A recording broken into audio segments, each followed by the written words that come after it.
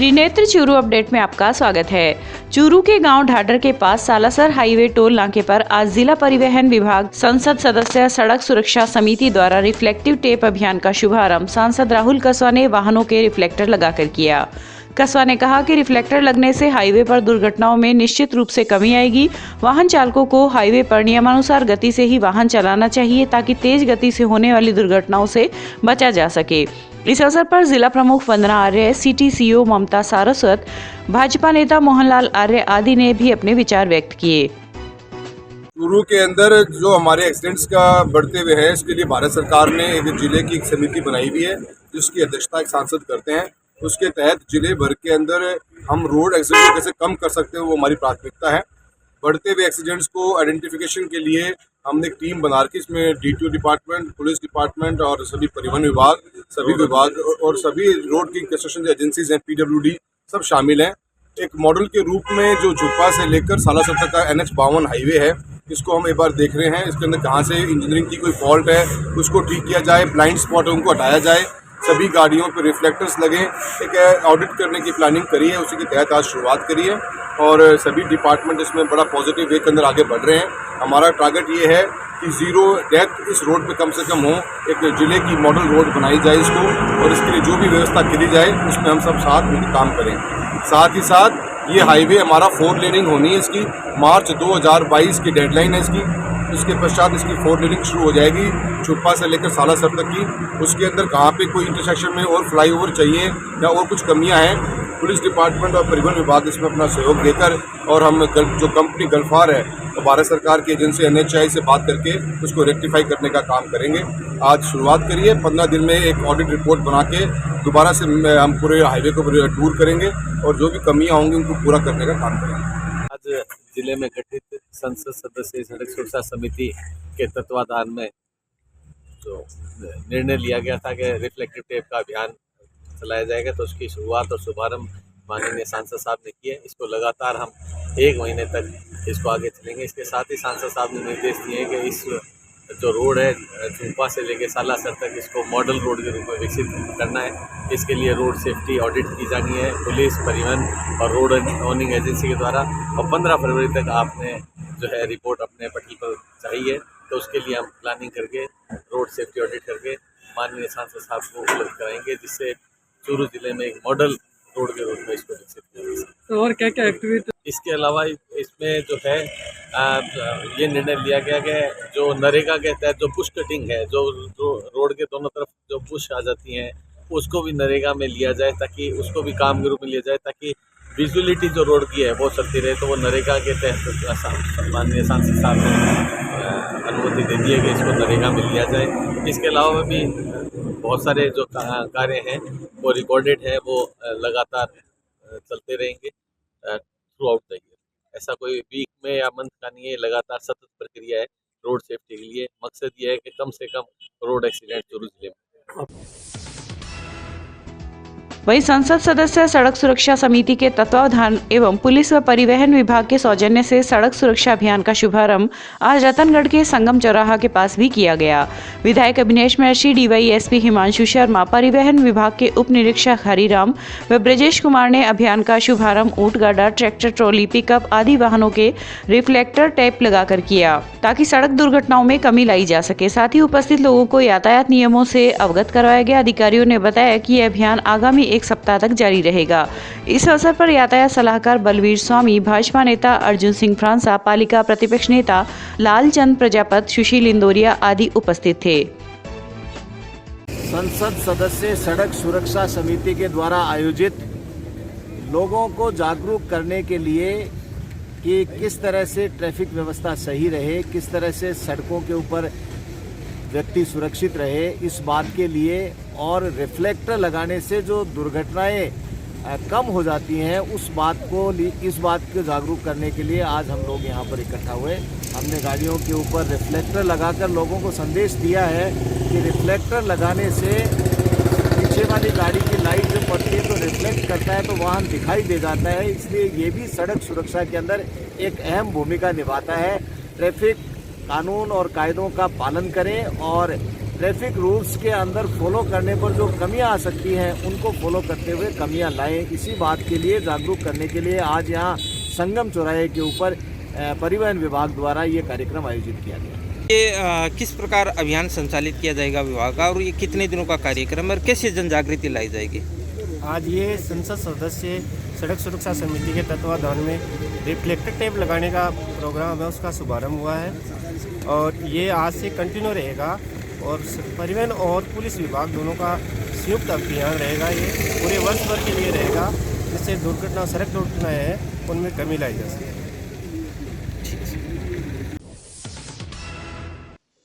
राजल देसर के राजकीय सीनियर उच्च माध्यमिक विद्यालय में सांसद कोटे से करीबन 20 लाख रुपए की लागत से बनी अटल लैब का शुभारंभ आज मुख्य अतिथि रतनगढ़ विधायक अभिनेश महर्षि, सांसद राहुल कसवा व कार्यक्रम के अध्यक्ष भामाशाह बाबूलाल दुधेड़िया के सानिध्य में किया गया। इस दौरान महर्षि ने कहा कि राजल देसर भामाशाह की नगरी है। यहाँ के भामाशाह अपनी मातृभूमि के लिए हमेशा सामाजिक कार्यक्रम एवं धार्मिक कार्यक्रम में अग्रणी भूमिका निभाते हैं। सांसद कसवा ने कहा कि इस लैब के चालू होने के बाद राजल देसर ही नहीं अपितु आसपास के ग्रामीण इलाकों के विद्यार्थियों को डिजिटल लेबोरेटरी के माध्यम से और अधिक सीखने को मिलेगा। उन्होंने कहा कि केंद्र सरकार द्वारा शिक्षा की योजना के तहत अनेक योजनाएं चलाई जा रही हैं, उनका अधिक से अधिक विद्यालयों को इसका लाभ लेना चाहिए।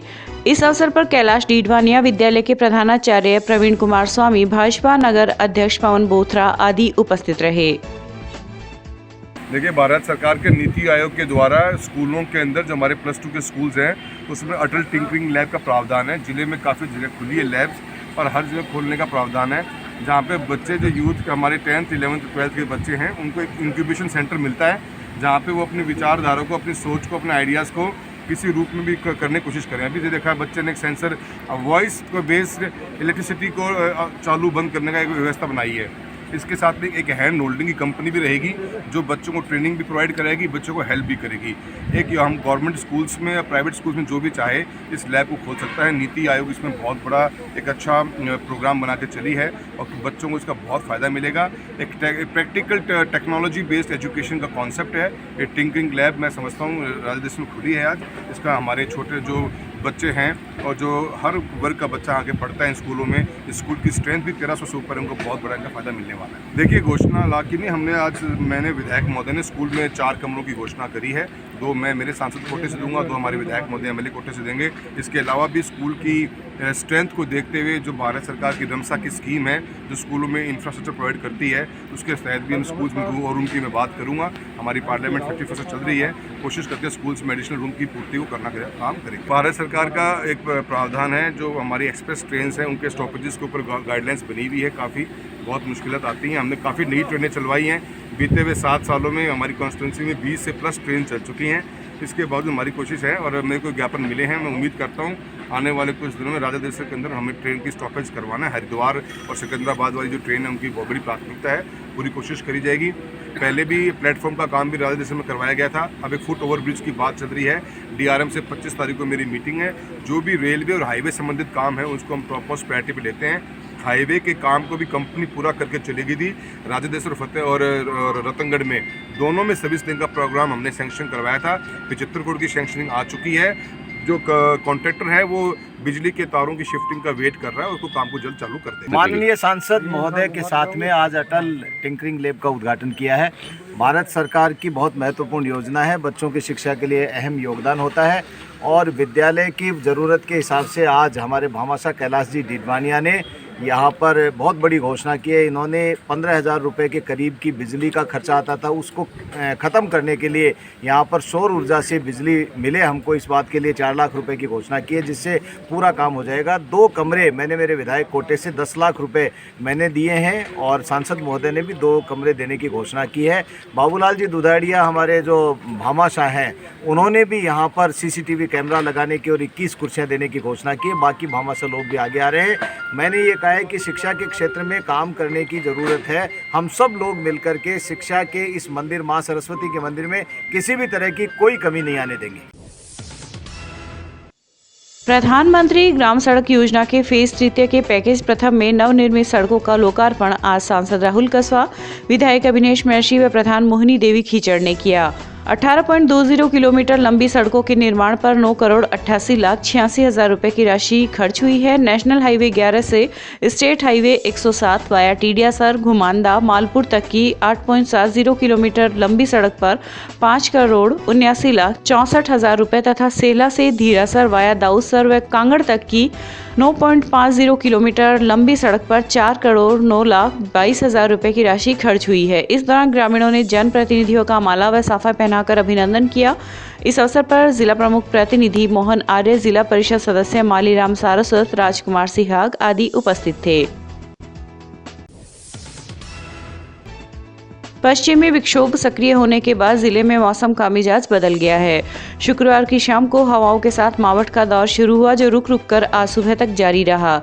वहीं आज दिन भर सूर्यदेव बादलों की ऊट में नजरअंदाज रहे। रिमझिम बारिश की वजह से हवाओं ने सर्दी का एहसास बढ़ा दिया। मौसम विभाग ने न्यूनतम तापमान 10.5 डिग्री दर्ज किया है, जबकि अधिकतम तापमान 18.5 डिग्री रहा है। रतनगढ़ क्षेत्र में भी शुक्रवार की रात से मौसम का मिजाज फिर बदल गया। शुक्रवार देर रात क्षेत्र में रुक रुक कर 3 घंटे तक बारिश का दौर चला, जिसमें 6 mm बारिश दर्ज की गई। बारिश का पानी निचले भूभागों पर एकत्रित हो जाने से लोगों को आज आवागमन में परेशानी हुई। देर रात हुई बारिश के बाद आज पूरे दिन बादल छाए रहे तथा शीतलहर के चलते कड़ाके की सर्दी से लोगों को रूबरू होना पड़ा। सुबह रतनगढ़ में सुबह तड़के बारिश हुई, तेज हवाएं भी चल रही है, मौसम थोड़ा ख़राब हो रहा है। यात्रियों को परेशानी हो रही है। यहाँ बस स्टैंड पर भी काफ़ी मात्रा में कीचड़ फैल रहा है, जिससे यात्रियों को आने जाने में परेशानी हो रही है। वहीं सरदारशहर में भी आज दिन भर बादल छाए रहे तथा बूंदाबांदी से कड़ाके की ठंड रही, जिसके कारण लोग घरों में दुबके रहे। वहीं व्यापारियों ने अलाव जलाकर सर्दी से बचाव किया। ठंड के कारण बाजारों एवं सार्वजनिक स्थानों पर सन्नाटा पसरा रहा। रतनगढ़ विधायक उमेश महर्षि ने आज राज्य के मुख्यमंत्री अशोक गहलोत को पत्र लिखकर विधानसभा क्षेत्र की पंचायत मुख्यालय पर राजकीय उच्च माध्यमिक विद्यालय खुलवाने की मांग की है। विधायक महर्षि द्वारा लिखे गए पत्र में उल्लेख किया गया है कि ग्रामीण अंचल में शिक्षा को बढ़ावा देने के उद्देश्य से पूर्ववर्ती भाजपा सरकार द्वारा प्रदेश के प्रत्येक ग्राम पंचायत मुख्यालय पर राजकीय उच्च माध्यमिक विद्यालय खोलने की घोषणा की गई थी। महर्षि ने पत्र के माध्यम से मांग की है कि मुख्यालय नुआ, धातरी, रणधीसर, गुलेरिया, न्यामा एवं मालासी के राजकीय माध्यमिक विद्यालय को राजकीय उच्च माध्यमिक विद्यालय में शीघ्र ही क्रमोन्नत करवाकर क्षेत्र के विद्यार्थियों को राहत प्रदान करें। जिला कलेक्टर सिद्धार्थ सिहाग ने आज तारानगर क्षेत्र का दौरा किया। इस दौरान सिहाग ने सभी ब्लॉक स्तर के अधिकारियों की बैठक ली। पहली बार तारानगर आए जिला कलेक्टर ने निरीक्षण के दौरान संबंधित अधिकारियों को आने वाले फरियादों की शिकायतों पर ध्यान देकर जल्द से जल्द समाधान करने के निर्देश दिए। मीडिया से रूबरू होते हुए जिला कलेक्टर ने कहा कि सभी पटवारी, ग्राम विकास अधिकारी और ब्लॉक लेवल के अधिकारियों के साथ मीटिंग ली गई तथा क्षेत्र में चल रही विकास योजनाओं के बारे में जानकारी प्राप्त कर अनेक मुद्दों पर चर्चा की गई। अभी पटवारी और ग्राम विकास अधिकारी और जो ब्लॉक लेवल अधिकारी हैं उनके साथ मीटिंग ली थी कि क्षेत्र में जो विकास योजनाएं चल रही हैं उनके बारे में एक बार जानकारी प्राप्त की जा सके और उन योजनाओं को कैसे गति दी जा सकती है उसके बारे में सबसे सुझाव प्राप्त किए। कोशिश करेंगे कि सरकार की जो योजनाएं हैं वो ज़्यादा से ज़्यादा लोगों तक पहुँचें और उसके लिए सभी लोग मिलजुल कर प्रयास करें। Thank you. रतनगढ़ तहसील के गांव भोजासर की राजकीय माध्यमिक स्कूल में आज दानदाताओं द्वारा बैठने के लिए 35,000 रुपए की लागत की बेंच प्रदान की गई। स्कूल के पूर्व छात्र संजय, फूलचंद व धनराज प्रजापति ने अपने पिता माणकचंद प्रजापति की स्मृति में 21,000 रुपए की लागत की 6 तथा हुलास चंद्र शर्मा की स्मृति में उनकी पत्नी मोहरा देवी ने 14,500 रुपए की लागत की 4 बेंच भेंट की। इस अवसर पर संस्था प्रधान नरेंद्र सांकृत्य, हुक्मीचंद शर्मा, भगवानाराम शर्मा आदि उपस्थित थे। चूरू जिले के गांव ढाडर के एक युवा किसान ने जैविक खेती की बदौलत 4 फीट तक लंबी मूली की पैदावार की है। किसान संदीप चौधरी ने 2 साल की कड़ी मेहनत की बदौलत जैविक खेती के द्वारा इस फसल की उपज की। संदीप ने देसी मूली के बीज का संवर्धन और संरक्षण का कार्य पिछले 2 साल से किया। इस फसल में उन्होंने जैविक तरीके से थार पार कर गाय के गोबर, गौमूत्र से तैयार खाद, छाछ, दही से बने कीटनाशक का प्रयोग किया और जैविक कृषि पद्धति एवं सूक्ष्म सिंचाई प्रणाली की सहायता से 4 फीट लंबाई वाली मूली उगाने में सफलता प्राप्त की। रतनगढ़ के श्री दुर्गा प्रसाद धानुका बालिका प्राथमिक आदर्श विद्या मंदिर विद्यालय द्वारा संचालित वाल्मीकि संस्कार केंद्र पर आज स्वेटरों का वितरण किया गया। संस्कार केंद्र के संरक्षक वेद प्रकाश पवार की अध्यक्षता में हुए कार्यक्रम के मुख्य अतिथि महिपाल प्रजापति मां सरस्वती की प्रतिमा के समक्ष दीप प्रज्वलन से शुरू हुए कार्यक्रम में भामाशाह सांवरमल ऋणवा के सौजन्य से विद्यार्थियों को स्वेटरों का वितरण किया गया। इस अवसर पर संस्था प्रधान नरेंद्र चौमाल, संस्कार केंद्र प्रमुख अनीता देवी, अमित पवार आदि उपस्थित थे। जिला शिक्षा एवं प्रशिक्षण संस्थान चूरू में पर्यावरण प्रेमी शिक्षक बाबूलाल तूनगरिया के सहयोग से DLED के छात्र छात्रा शिक्षकों को मास्क वितरित किए गए। डाइट प्राचार्य गोविंद सिंह राठौड़ ने इस कार्य के लिए शिक्षक तूनगरिया की सराहना करते हुए संस्थान में अध्ययनरत विद्यार्थियों को इस संकटकालीन महामारी के समय में पूर्ण सावधानी बरतने का आह्वान करते हुए समाज को जागरूक करने का जिम्मा सौंपा। बाबूलाल जी तूनगरिया के द्वारा जो ये मास्क वितरण का काम किया जा रहा है, इस कोरोना की महामारी में एक पुनीत कार्य है। मैं हृदय की गहराइयों से उनका आभार व्यक्त करना चाहूँगा। और ऐसा पुनीत कार्य ये उनके अनुसार 1 लाख मास्क अभी तक वितरित कर चुके हैं। ये एक बहुत शानदार पहल है और हम सबको इनसे सीख लेकर के समाज को मार्गदर्शन करना चाहिए, पथ प्रदर्शन करना चाहिए, क्योंकि शिक्षा ही वो साधन है जिसके द्वारा नवाचार करते हुए जागृति फैलाई जा सकती है। रतनगढ़ देहात ब्लॉक कांग्रेस कार्यालय में आज कांग्रेस नेता पूसाराम गोदारा ने कार्यकर्ताओं की बैठक ली। इस दौरान उन्होंने जल भराव वाले क्षेत्रों की जानकारी ली। उन्होंने कहा कि जनहित के कार्यों को प्राथमिकता के साथ करवाया जाए। इस अवसर पर पार्षद रामवीर सिंह राईका, जगदीश खटीक, पूर्व सरपंच मनफूल टांडी आदि उपस्थित थे। भादरा के गोगामेड़ी बागड़ धाम में संचालित अपना घर अनाथ आश्रम कार्यालय में आज सामाजिक व धार्मिक संस्था गोगा पीर सेवा ट्रस्ट द्वारा मानव कल्याण व पशु पक्षियों के कल्याणार्थ अपनी सामर्थ्य व सहयोग से बढ़ चढ़कर कार्य करने व संस्था को विकसित करने के लिए ट्रस्ट के चीफ फाउंडर व प्रबंधक सतपाल बरोड़ ने राजस्थान प्रदेश की कार्यकारिणी विस्तार कर विजेंद्र कुमार ढाका को भादरा प्रदेशाध्यक्ष उपाध्यक्ष पद पर कुलदीप कुमार पूनिया, गणेशाराम को संयोजक पद पर नियुक्त कर नियुक्ति पत्र सौंपे गए। आज गोगा पीर सेवा ट्रस्ट गोगामेड़ी की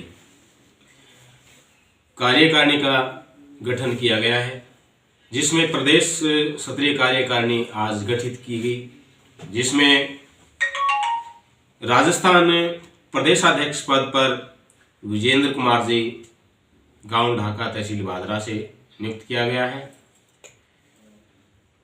और प्रदेश उपाध्यक्ष के पद पर कुलदीप जी पूनिया, प्रदेश महासचिव मोर सिंह जी सुरजनसर,